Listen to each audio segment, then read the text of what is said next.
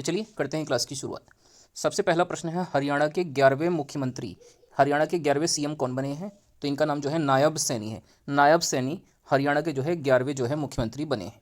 Next हम बात करते हैं हरियाणा राज्य की। अगर आपसे राजधानी पूछ ली जाए तो चंडीगढ़ यहाँ की राजधानी है और यहाँ के राज्यपाल का नाम जो है बंडारू दत्तात्रेय है। बंडारू दत्तात्रेय जो है हरियाणा राज्य के वर्तमान में जो है राज्यपाल हैं और नए मुख्यमंत्री नायब सैनी। नेक्स्ट अगर हम कुछ इंपॉर्टेंट प्रश्नों की बात करें हरियाणा राज्य से जुड़े हुए करंट अफेयर्स के, तो देखिए अंतर्राष्ट्रीय सूरज कुंड मेला 2023 ये कहाँ पर मनाया गया? तो ये जो है फरीदाबाद हरियाणा के अंदर जो है इसको मनाया गया। और अक्सर एग्जाम में सूरज कुंड मेला पूछा जाता है, स्टैटिक जीके में भी पूछा जाता है कि सूरज कुंड मेला का आयोजन कहाँ पर होता है, तो ये फरीदाबाद हरियाणा में आयोजित होता है। नेक्स्ट अगला हमारा करंट अफेयर का ही क्वेश्चन है, चिराग योजना किस राज्य सरकार द्वारा शुरू की गई थी? तो देखिए हाल ही में कुछ समय पहले जो है चिराग योजना हरियाणा राज्य ने ही शुरू किया था। इसके अलावा मेरा बिल मेरा अधिकार योजना, तो ये भी जो है हरियाणा राज्य की एक प्रमुख योजना है, मेरा बिल मेरा अधिकार। नेक्स्ट देखिए ये भी काफ़ी चर्चित योजना है, प्राणवायु देवता पेंशन योजना, तो यह भी जो है हरियाणा राज्य ने ही शुरू किया था, प्राणवायु देवता पेंशन योजना। नेक्स्ट हम इसके बाद बात करते हैं अगले प्रश्न की, विजय हजारे ट्रॉफी 2023-24। देखिए खेलों से संबंधित एक इंपॉर्टेंट क्वेश्चन हो जाता है करंट अफेयर का कि विजय हजारे ट्रॉफी 2023-24 किसने जीती है? तो ये भी हरियाणा राज्य ने ही जीता है। विजय हजारे ट्रॉफी का संबंध हालांकि जो है क्रिकेट से जो है होता है। नेक्स्ट इसके बाद अगला प्रश्न हो जाता है, अंतर्राष्ट्रीय गीता महोत्सव 2023-24 कहाँ पर आयोजित हुआ है? तो देखिए गीता महोत्सव, तो ये कुरुक्षेत्र हरियाणा के अंदर जो है इसको आयोजित किया गया है। ठीक है, इसको आप लोग जो है याद कर सकते हैं, ऐसे याद कर सकते हैं कि मान लीजिए कि कुरुक्षेत्र में जो है महाभारत का युद्ध हुआ और वहीं पर गीता का उपदेश दिया गया श्री कृष्ण जी के द्वारा, तो इस तरह से गीता महोत्सव कुरुक्षेत्र हरियाणा में जो है आयोजित हुआ। नेक्स्ट अगला प्रश्न है, चंडीगढ़ एयरपोर्ट का नाम किसके नाम पर रखा जाएगा? तो इसका नाम जो है शहीद भगत सिंह के नाम पर जो है चंडीगढ़ एयरपोर्ट का नाम रखा जाना प्रस्तावित किया गया। नेक्स्ट इसके बाद अगला प्रश्न हो जाता है, उत्तरी भारत का या उत्तर भारत का पहला परमाणु संयंत्र कहाँ पर बनेगा? तो ये फतेहाबाद हरियाणा के अंदर जो है नॉर्थ इंडिया का पहला परमाणु संयंत्र अर्थात न्यूक्लियर प्लांट जो है बनेगा, फतेहाबाद हरियाणा। इसके बाद हमारा जो अगला प्रश्न है, सबसे बड़ा हड़प्पा संग्रहालय यह कहाँ पर खोला गया है? तो ये देखिए राखीगढ़ी हरियाणा के अंदर जो है सबसे बड़ा हड़प्पा का संग्रहालय जो है खोला गया है राखीगढ़ी हरियाणा में। तो राखीगढ़ी क्या है, एक हड़प्पा स्थल भी था, यहीं पर सबसे बड़ा हड़प्पा संग्रहालय खोला गया। नेक्स्ट इसके बाद अगला प्रश्न हो जाता है हमारा, प्रित्जकर पुरस्कार 2024 का विजेता कौन बना है? तो ये देखिए इनका नाम है शिकेन यामामोटो, ये जापान देश के जो हैं ये जो है प्रित्जकर पुरस्कार 2024 के विजेता बने हैं। अगर यही पुरस्कार आपसे पूछा जाए प्रित्जकर 2023 में किसको मिला था, तो इनका नाम था डेविड चीपरफील्ड। डेविड चीपरफील्ड को जो है प्रित्जकर पुरस्कार 2023 दिया गया था और शिकेन यामामोटो को जो है जापान देश से संबंधित इनको प्रित्जकर पुरस्कार 2024 दिया गया। आप लोग बस सिर्फ यामामोटो का नाम याद कर लीजिए, यामामोटो 2024 में और चीपरफील्ड 2023 में। बात करें अगर प्रित्जकर पुरस्कार की, तो यह आर्किटेक्चर के क्षेत्र में दिया जाने वाला एक प्रमुख पुरस्कार होता है, अर्थात इस पुरस्कार को हम वास्तुकला का नोबेल पुरस्कार के नाम से भी जानते हैं। आर्किटेक्चर का नोबेल पुरस्कार इसको जो है कहा जाता है, नोबेल ऑफ आर्किटेक्चर। चलिए इसके बाद हम लोग जो है कुछ और इंपॉर्टेंट करंट अफेयर्स के क्वेश्चन हैं, इनको भी हम लोग देख लेते हैं। देखिए नेक्स्ट इसके बाद अगला प्रश्न है, राष्ट्रीय अनुसूचित जाति आयोग का नया अध्यक्ष कौन बने हैं? तो इनका नाम जो है किशोर मकवाना है। ये जो है राष्ट्रीय जो अनुसूचित जाति आयोग है इसके नए अध्यक्ष बने हैं। देखिए अगर हम राष्ट्रीय अनुसूचित जाति आयोग की बात करें तो ये एक संवैधानिक निकाय होता है, कॉन्स्टिट्यूशनल बॉडी होता है। इसकी जो नियुक्ति है ये जो है राष्ट्रपति के द्वारा की जाती है। जो राष्ट्रीय अनुसूचित जाति आयोग का अध्यक्ष होता है इसकी नियुक्ति किसके द्वारा होती है? तो ये राष्ट्रपति के द्वारा इसकी नियुक्ति की जाती है। अगर हम अनुच्छेद 338 की बात करें तो पहले इसमें क्या होता था, जो है अनुसूचित जाति व जनजाति आयोग से संबंधित ये अनुच्छेद होता था। यह कहाँ पर था? तो ये पूर्व संविधान जो पहले का संविधान था इसमें आर्टिकल 338 के अंदर इसको रखा गया था। लेकिन अगर हम वर्तमान में बात करें अनुच्छेद 338 तो यह अनुसूचित जाति आयोग से संबंधित हो जाता है, जबकि अनुच्छेद 338 का जो ए पार्ट है, क है भाग, वो जो है अनुसूचित जनजाति आयोग से संबंधित है। तो यहाँ पर दोनों चीज़ें आपको याद होनी चाहिए, अनुसूचित जाति 338 में है और अनुसूचित जनजाति आयोग ये 338 क में जो है इसको रखा गया है। नेक्स्ट इसके बाद अगला प्रश्न हो जाता है, संतोष ट्रॉफी 2023-24 को किसने जीत लिया है हाल ही में?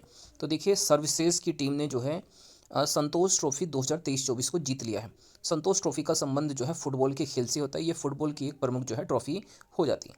अगर हम बात करें संतोष ट्रॉफी 2023-24 का आयोजन स्थल क्या था, तो ये देखिए गोल्डन जुबली स्टेडियम जो कि अरुणाचल प्रदेश में स्थित है, यहाँ पर इस ट्रॉफी का आयोजन किया गया है। संतोष ट्रॉफी 2023-24 का golden jubilee stadium Arunachal Pradesh में, और यह इस संतोष ट्रॉफी का जो है 77वां संस्करण जो है आयोजित हुआ है।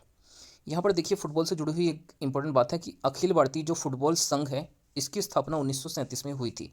अखिल भारतीय फुटबॉल संघ, और वर्तमान समय में इसके अध्यक्ष जो है कल्याण चौबे हैं। कल्याण चौबे अखिल भारतीय फुटबॉल संघ के अध्यक्ष के पद पर नियुक्त हैं वर्तमान समय में। नेक्स्ट इसके बाद अगला प्रश्न हो जाता है निंगल नालामा योजना, ये किस राज्य की एक प्रमुख योजना है? तो देखिए नीलंगन नालामा योजना ये तमिलनाडु राज्य सरकार की एक प्रमुख योजना हो जाती है। अगर हम बात करें तमिलनाडु राज्य के मुख्यमंत्री सीएम की, तो यहाँ के मुख्यमंत्री का नाम एम के स्टालिन है। एम के स्टालिन जो है तमिलनाडु राज्य के मुख्यमंत्री हो जाते हैं। और अगर हम यहाँ के गवर्नर की बात करें, राज्यपाल कौन है, तो देखिए आर एन रवि जो है ये तमिलनाडु राज्य के वर्तमान में जो है राज्यपाल हो जाते हैं। तमिलनाडु राज्य की अगर हम राजकीय पशु की बात करें तो नीलगिरी तहर जो है यह जो है तमिलनाडु राज्य का जो है राजकीय पशु हो जाता है। अगर हम तमिलनाडु राज्य के प्रमुख टाइगर रिजर्व की बात करें तो यहाँ पर सत्यमंगलम टाइगर रिजर्व पाया जाता है। यह तमिलनाडु राज्य का प्रमुख टाइगर रिजर्व है। इसके अलावा अगर हम नेशनल पार्क की बात करें, राष्ट्रीय उद्यान, तो देखिए मृदुमलाई नेशनल पार्क ये तमिलनाडु राज्य में है। इसके अलावा मुकुर्ची ये नेशनल पार्क भी कहाँ पर है, तो ये भी जो है तमिलनाडु राज्य में जो है स्थित हो जाता है। Sathyamangalam Tiger Reserve, Mudumalai National Park. Next इसके बाद कुछ और इंपॉर्टेंट करंट अफेयर्स के क्वेश्चन है, आइए हम लोग एक एक करके इनको भी देखते हैं। देखिए अगर पूछा जाए भरतनाट्यम किस राज्य का शास्त्रीय नृत्य है, तो ये भी देखिए तमिलनाडु राज्य का हो जाता है शास्त्रीय नृत्य। इसके अलावा हम तमिलनाडु राज्य में स्थित प्रमुख परमाणु संयंत्र की बात करें तो देखिए कुडनकुलम और कल्पक्कम ये दोनों जो है परमाणु संयंत्र जो है तमिलनाडु राज्य में स्थित हैं। कौन कौन से? कुडनकुलम और साथ में कल्पक्कम परमाणु संयंत्र। एग्जाम्स में बहुत बार ये क्वेश्चन जो है पूछा जाता है। नेक्स्ट हम बात करें अगर भारत की पहली शास्त्रीय भाषा पूछी जाए तो ये तमिल थी। तमिल जो है भारत की पहली शास्त्रीय भाषा है। शास्त्रीय भाषाएं हमारी टोटल कितनी हैं, तो ये 6 हैं शास्त्रीय भाषाएं। नेक्स्ट अगला जलीकट्टू त्यौहार किस राज्य में मनाया जाता है, तो ये जो है तमिलनाडु राज्य का ही प्रमुख त्यौहार हो जाता है जलीकट्टू त्यौहार। नेक्स्ट हम इसके बाद बात करते हैं अगले प्रश्न की। चेन्नई ग्रैंड मास्टर 2023 का विजेता हाल ही में कौन बना है, तो ये देखिए भी करंट अफेयर का एक इंपॉर्टेंट क्वेश्चन है। डी गुकेश जो है चेन्नई ग्रैंड मास्टर 2023 के विजेता बन गए हैं। डी गुकेश, इनका संबंध जो है शतरंज के खेल से है और ये ग्रैंड मास्टर बने हैं, चेन्नई ग्रैंड मास्टर। नेक्स्ट इसका अगला प्रश्न हो जाता है भारत की पहली पुलिस ड्रोन यूनिट, इसकी नियुक्ति कहाँ पर हुई है, तो देखिए भारत की जो पहली पुलिस ड्रोन यूनिट है इसकी नियुक्ति जो है चेन्नई शहर में की गई है। अगला इसके बाद प्रश्न है रामविलास पासवान पुस्तक के लेखक का क्या नाम है, तो देखिए शोभना के नायक जो है ये रामविलास पासवान पुस्तक के जो है लेखक हैं। नेक्स्ट इसके बाद बात करते हैं हाल फिलहाल में लिखी गई कुछ प्रमुख पुस्तकों और उनके लेखकों की। तो सबसे पहले आता है 4 स्टार ऑफ डेस्टिनी। तो देखिए 4 स्टार्स ऑफ डेस्टिनी ये जो है मनोज मुकुंद नरवानी की जो है ऑटोबायोग्राफी है। इसके बाद बात करते हैं संस्कृति के आयाम, ये मनोरम मिश्रा के द्वारा लिखा गया एक जो है काव्य है, संस्कृति के आयाम मनोरम मिश्रा। इसके बाद बात करें अगर हम एक समंदर मेरे अंदर, इसके लेखक कौन हैं, तो संजीव कुमार जोशी ये जो है एक समंदर मेरे अंदर के जो है लेखक हो जाते हैं। इसके बाद बात करते हैं अगला द कॉन्स्पिरेसी, ये जो है गोटबाया राजपक्षे के द्वारा लिखा गया है, इसके लेखक जो है गोटबाया राजपक्षे हैं, द कॉन्स्पिरेसी।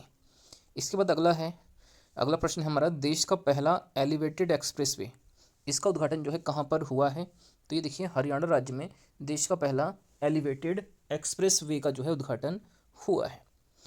इसके बाद हम बात करते हैं देश का पहला यूनिटी मॉल कहाँ पर बनकर तैयार हुआ है, तो ये जो है उज्जैन मध्य प्रदेश में देश का पहला यूनिटी मॉल जो है बनकर तैयार होगा। तो दोस्तों ये हमारा है, अब इसका नया नाम जो है अहिल्या नगर हो जाएगा। नेक्स्ट इसके बाद हमारा दूसरा प्रश्न है खेलो इंडिया महिला लीग का नया नाम क्या कर दिया गया है, तो इसका नया नाम हो गया अस्मिता महिला लीग। आपको इसका नाम भी याद रखना है, अस्मिता महिला लीग। ये जो है खेलो इंडिया महिला लीग का नया नाम हो जाएगा।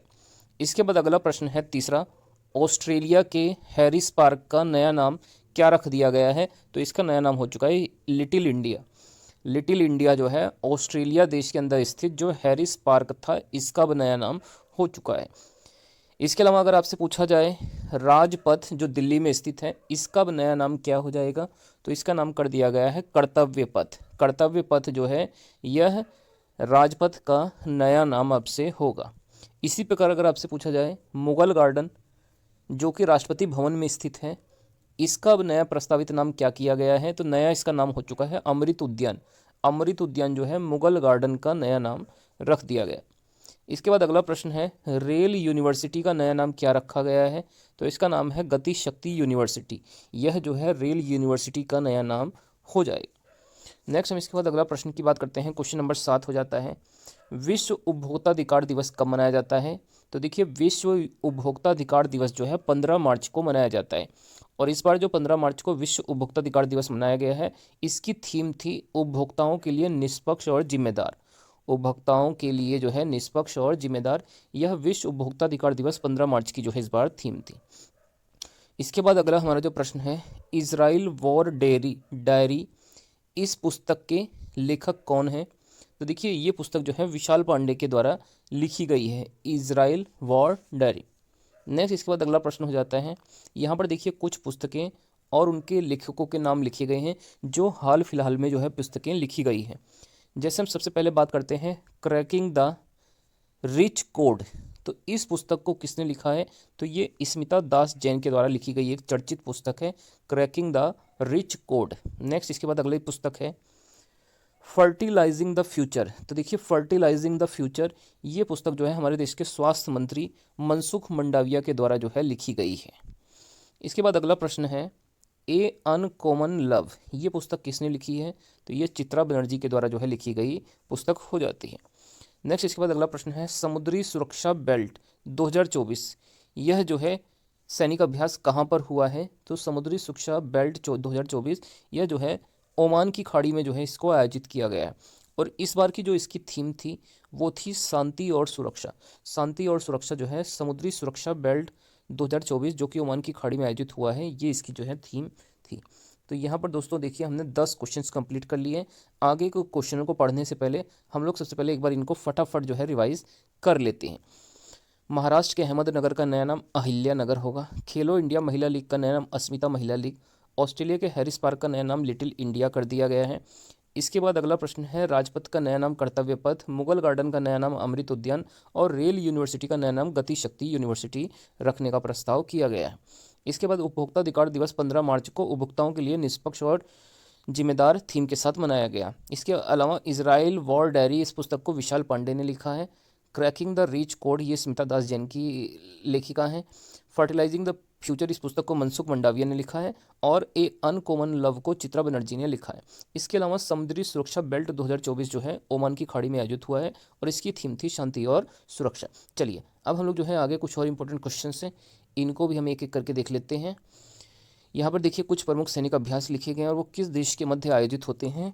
तो सबसे पहले बात करते हैं डिजर्ट साइक्लोन की। ये सैनिक अभ्यास जो है भारत और यूएई के बीच में होता है। डेजर्ट साइक्लोन इंडिया और यूएई के बीच में।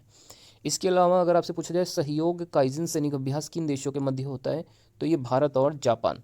तो सहयोग काइजिन सैनिक अभ्यास भारत और जापान की सेनाओं के बीच में होता है। नेक्स्ट अगर आपसे पूछा जाए वायु शक्ति सैनिक अभ्यास, तो ये भारतीय वायुसेना के द्वारा किया जाने वाला एक सैनिक अभ्यास हो जाता है। नेक्स्ट हम बात करते हैं इसी प्रकार मिलन सैनिक अभ्यास। तो देखिए मिलन जो सैनिक अभ्यास है भारतीय नौसेना इसको जो है करती है। अगला है समुद्र लक्ष्मण। तो देखिए जो समुद्र लक्ष्मण है ये भारत और मलेशिया के बीच में आयोजित होता है।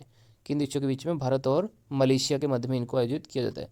इसके बाद अगला प्रश्न हो जाता है भारत का पहला इंडोर एथलेटिक केंद्र, इसका उद्घाटन कहाँ पर हुआ है? तो देखिए भारत का हाल ही में जो पहला इंडोर एथलेटिक केंद्र बना है यह बना है भुवनेश्वर उड़ीसा के अंदर, यहीं पर इसका जो है उद्घाटन किया गया है। इसके बाद अगला है दुनिया का पहला एआई सॉफ्टवेयर इंजीनियर का क्या नाम है? तो इसका नाम डेविन है। ये दुनिया का पहला आर्टिफिशियल इंटेलिजेंस सॉफ्टवेयर इंजीनियर है और इसको जो है कॉग्निटन कंपनी ने बनाया है। कॉग्निटन कंपनी इसकी मैन्युफैक्चर कंपनी हो जाती है। अगला प्रश्न है भारत का पहला एआई स्कूल, यह तिरुवनंतपुरम केरल के अंदर बनेगा। केरल की राजधानी जो कि तिरुवनंतपुरम है, यहाँ पर भारत का पहला एआई स्कूल जो है बनेगा।